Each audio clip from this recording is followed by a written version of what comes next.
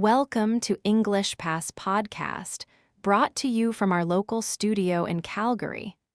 I'm your host, Samantha, and today we're diving into an exciting topic: improving school security. Whether you're a beginner or intermediate learner, in this podcast, we're helping you level up your English listening and reading skills. And before we get started, let me tell you that the sponsor of this episode is TypeFit, keyboard typing practice and learning service. Today, we're exploring something really interesting: improving school security. This is a fantastic subject for English learners because it covers a lot of practical vocabulary and real-world situations. So, let's dive right in. Improving school security is a multi-layered process that focuses on creating a safe and welcoming environment where students can focus on learning without fear or distraction. When we think about security in a school setting, it is helpful to divide the topic into two main categories: physical security and psychological security. Physical security involves the tangible objects and technologies we use to protect a building, such as locks, cameras, and fences. Psychological security, on the other hand, is about how students and staff feel. It is the sense of safety that comes from having clear plans and a supportive community. To understand how schools improve these areas, we must first look at the concept of vulnerability. In the world of security, a vulnerability is a specific weakness that could be exploited to cause harm.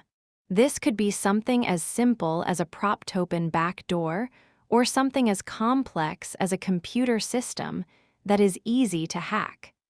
By identifying these weaknesses, schools can take steps to fix them before a problem occurs.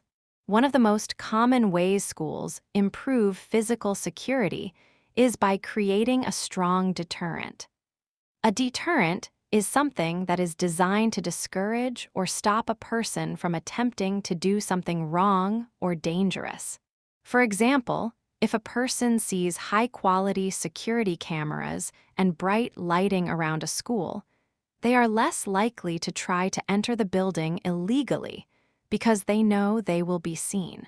A famous, real-world example of this approach can be found in the reconstruction of Sandy Hook Elementary School in Connecticut. After the tragedy in 2012, the new school was built with several layers of deterrence.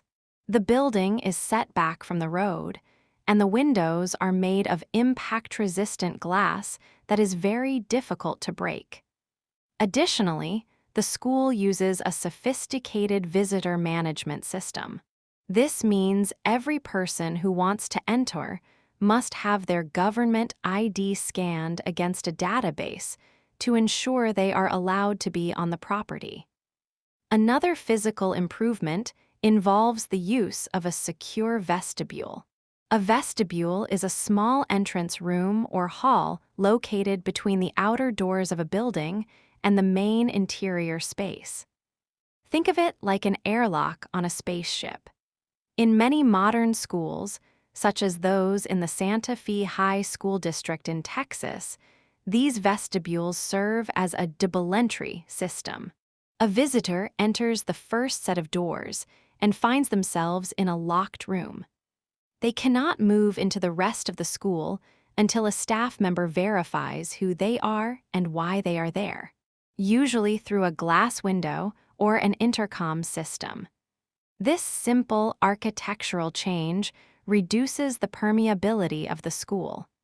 Permeability refers to how easy it is for people or objects to move through a space. By making the entrance less permeable, the school gains precious time to react if someone suspicious tries to enter. Technology also plays a major role in modern school security through surveillance. Surveillance is the act of closely observing a person or a place, often using electronic equipment like cameras or microphones. While cameras have been in schools for decades, new technology is making them much smarter. For example, the Lockport City School District in New York implemented a facial recognition system that could scan the faces of people entering the building and compare them to a list of known threats. However, this technology also brings up important questions about privacy. Is it right to monitor students so closely? Some people argue that this makes the school feel like a prison, which might actually hurt the learning environment. This shows that improving security is always a balance between being safe and being comfortable. Beyond the physical walls and cameras, school security relies heavily on protocols. A protocol is an official set of rules or a specific procedure that everyone must follow during a certain situation. Having a protocol ensures that nobody has to guess what to do during an emergency. A very common example used in thousands of schools is the Standard Response Protocol, or SRP. This system uses 5 simple commands: hold, secure, lock down, evacuate, and shelter. Because the language is the same in every school, students and teachers know exactly what their roles are. For instance, during a lockdown, the protocol is to lock the door, turn off the lights, and stay out of sight. This type of training builds situational awareness, which is the ability to perceive and understand what is happening in your surroundings and identify potential risks. When everyone in a school has high situational awareness, the entire community becomes safer. If we look at school security from a global perspective, we can see how different cultures handle these challenges.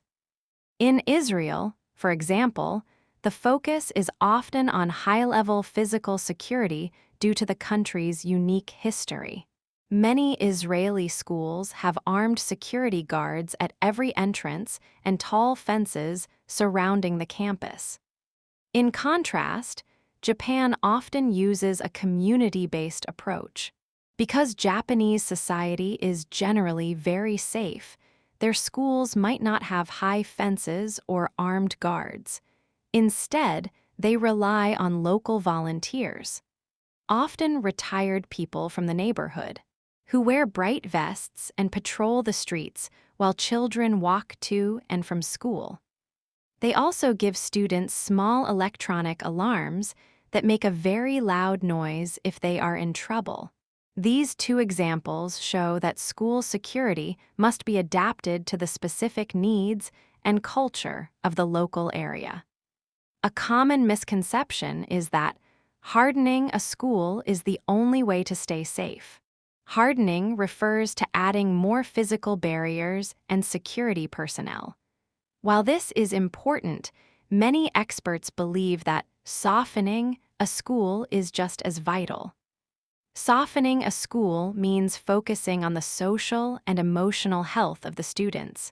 The goal is mitigation, which means reducing the severity or the likelihood of a negative event. For example, after the school shooting at Marjorie Stoneman Douglas High School in Florida, the school district did more than just add guards.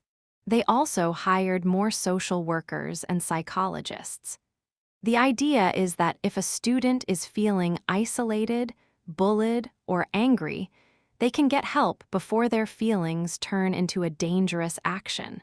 By supporting the mental health of students, the school is mitigating the risk of internal threats. There is also the concept of Alyssa's Law, which has been passed in several U.S. states like New Jersey and Florida. This law requires schools to be equipped with silent panic alarms that link directly to local law enforcement. In an emergency, a teacher can press a button, often on a mobile app or a small device, and the police are notified immediately without an audible alarm going off in the building. This prevents an intruder from knowing that help is on the way, while ensuring that first responders arrive as quickly as possible. This is a great example of how technology can be used discreetly to improve safety without changing the daily atmosphere of the classroom. We must also consider the role of the community in school security. Safety does not end at the school gate. Programs like See Something, Say Something encourage students and parents to report any unusual behavior they see online or in person. Many schools now have anonymous reporting apps where students can share concerns about a classmate who might be struggling or making threats. This creates a culture of shared responsibility. When students feel that they are part of the security team, they are more likely to speak up. This human element is often more effective than the most expensive camera system because people are much better at sensing when something is not quite right than a machine is. As we look toward the future, school security will likely continue to evolve. We might see more use of artificial intelligence to detect weapons or unusual movement patterns in hallways. We might see new school designs that use natural landscapes, like hills and gardens, to create barriers that don't look like fences. However, the core principles will remain the same. Improving school security is about looking at every detail. From the lock on the front door to the way a teacher talks to a student who is having a bad day. It requires a commitment to constant improvement and a deep understanding of both technology and human behavior. By combining physical deterrence, clear protocols, and strong community support, we can create schools that are not just safe buildings, but places where children can truly thrive, knowing that their well-being is the top priority for everyone around them.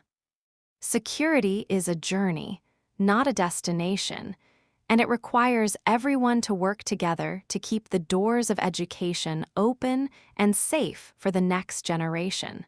And that's all for today's episode of EnglishPass Podcast. I hope you found this helpful. Remember to practice what you've learned and don't be afraid to make mistakes. That's how we improve. If you enjoyed this episode, make sure to subscribe and join us next time. Let me remind you that the sponsor of the episode is TypeFit, and I suggest to check the link at the description.